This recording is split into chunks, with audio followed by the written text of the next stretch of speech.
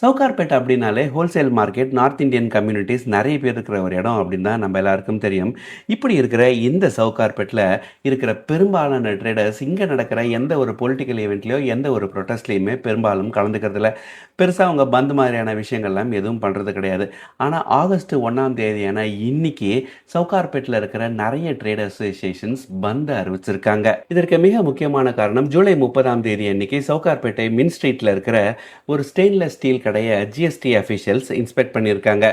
அவங்க ஜிஎஸ்டி அஃபிஷியல்ஸா இல்லையா அப்படின்ற ஒரு சந்தேகம் ஏற்பட்டு வந்த அஃபிஷியல்ஸ் எல்லாரையுமே அங்க இருந்த ட்ரேடர்ஸ் சிறைபிடிச்சிருக்காங்க. அங்க இருந்த ட்ரேடர்ஸ் வச்ச மிக முக்கியமான குற்றச்சாட்டு என்ன அப்படின்னா, இவங்கெல்லாம் ஜிஎஸ்டி அஃபிஷியல்ஸான்றதே எங்களுக்கு சந்தேகமா இருக்கு.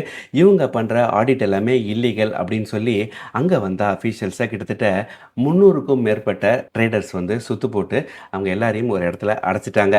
அந்த பில்டிங்ல இருந்து எப்படி வெளியில போறதுன்னு தெரியாத ஜிஎஸ்டி அஃபிஷியல்ஸ் போலீஸோடைய உதவியை நாடவே எலிஃபென்ட் கேட் போலீஸ் ஸ்டேஷன்ல இருந்து அஃபிஷியல்ஸ் இவங்களை எஸ்கார்ட் பண்ணி சேஃபா வெளியில கூட்டு வந்திருக்காங்க. இது மட்டும் இல்லாம ஜிஎஸ்டி அஃபிஷியல்ஸ் கொடுத்த கம்ப்ளைண்ட் பேர்ல கிட்டத்தட்ட ஒரு 6 பேரை கொஸ்டினிங்காக டீடைன் பண்ணியிருக்கிறதா தெரியுது.